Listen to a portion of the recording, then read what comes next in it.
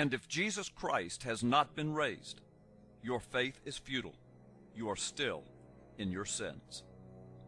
The resurrection of Jesus Christ is the cornerstone of Christianity. Without the resurrection of Jesus, the cross and the gospel are meaningless. The resurrection was Jesus' promise to the world that he was the Lord of life and the only way to salvation.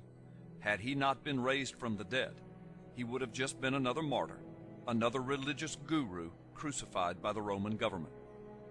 So monumentous was this single event in the first century that its effects have been described as one of the oddest turns in history. A message centering on a dead criminal came to be proclaimed as good news.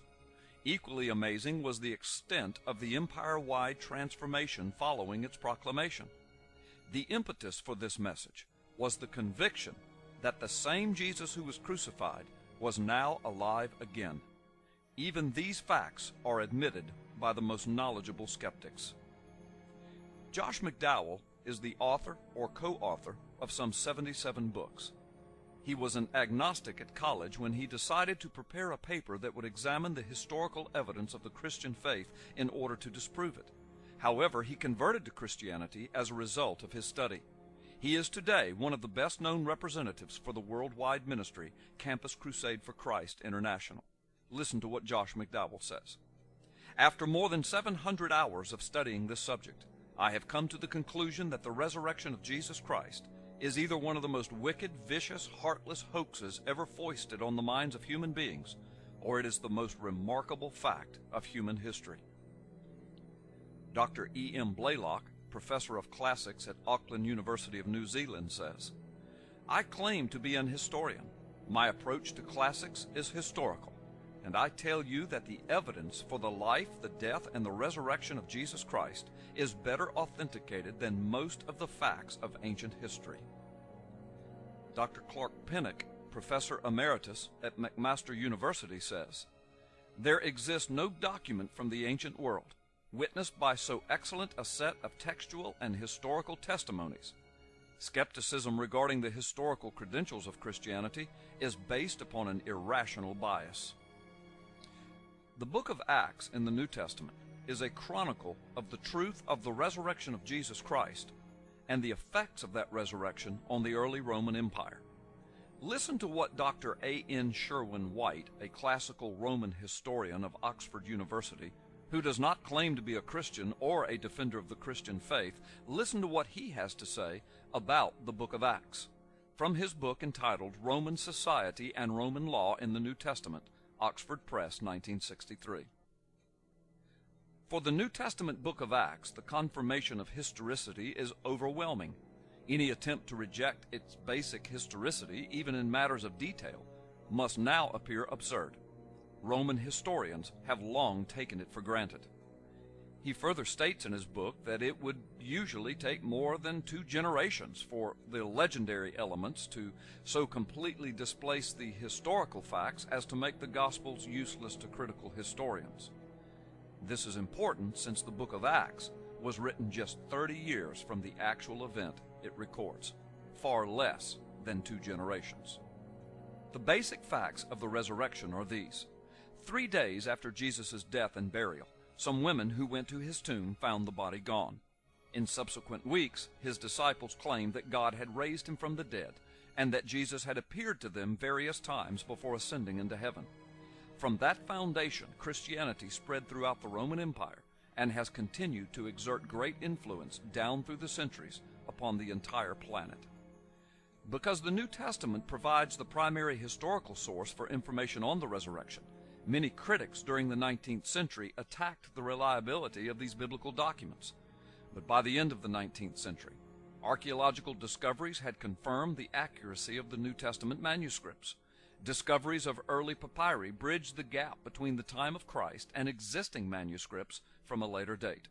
Over 24,000 copies of early New Testament manuscripts are known to be in existence today, written in many different languages of the world. The Jewish historian Josephus, writing for the Roman government in the 70s AD, records many incidental details regarding Christ and the church. Josephus, who was probably alive during the time of Christ, attested to the reality of Jesus' existence and the claims of his resurrection. What this also tells us is that within 40 years of Jesus' death, the knowledge of who he was widespread enough that Josephus the historian could reference him in his historical work and expect his readers to know exactly who he was talking about. Dr. F. Bruce, professor at Manchester University, says, "If the New Testament were a collection of secular writings, their authenticity would generally be regarded as beyond all doubt." After the body of Jesus was placed in a solid rock tomb, an extremely large stone was rolled against the entrance of the tomb. Large stones weighing approximately 1 to 2 tons were normally rolled by means of levers against the tomb entrance. A Roman guard of strictly disciplined fighting men was stationed to guard the tomb. This guard affixed on the tomb the Roman seal, which was meant to prevent any attempt at vandalizing the sepulchre. Anyone trying to move the stone from the tomb's entrance would have broken the seal and thus incurred the wrath of Roman law and the Roman emperor. But 3 days later, the tomb was empty. The followers of Jesus said he had risen from the dead. They reported that he appeared to them during a period of 40 days, showing himself to them by many infallible proofs. Paul the Apostle recounted that Jesus appeared to more than 500 of his followers at one time, the majority of whom were still alive and who could confirm what Paul was writing. So many security precautions were taken with the trial and the crucifixion, the burial and the entombment, the sealing and the guarding of Jesus' tomb, that it becomes very difficult for critics to defend their position that Christ did not rise from the dead. But the most telling testimony of all must be the lives of those early Christians. We must ask ourselves, what caused them to go everywhere telling the message of the risen Christ? Had there been any visible benefits to them from their efforts, like prestige or wealth or increased social status or material benefits, we might logically attempt to account for their actions, for their wholehearted and total allegiance to this risen Christ. But as a reward for their efforts, those early Christians were beaten, stoned to death, thrown to the lions, tortured and crucified. Even some of their children were killed before their very eyes. Every conceivable method was used to stop them from talking about this resurrected Jesus.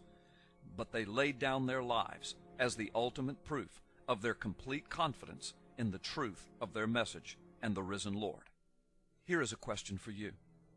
What difference does it make whether or not you believe that Jesus died on Calvary's cross and then rose again from the grave? From John chapter 20, verse 26 through 28. And after 8 days, again his disciples were inside, and Thomas was with them. And Jesus came, the doors having been shut, and stood in their midst, and said, "Peace be with you." Then he said to Thomas, "Reach here your finger, and see my hands, and reach here your hand, and put it into my side, and be not unbelieving, but believing." And Thomas answered and said unto him, "My Lord and my God." Thomas was willing to accept the evidence he saw. The question is, how much evidence will it take for you? As Jesus states in the very next verse to Thomas, "Because you have seen me, you have believed. Blessed are those, Thomas, who do not see me and yet believe."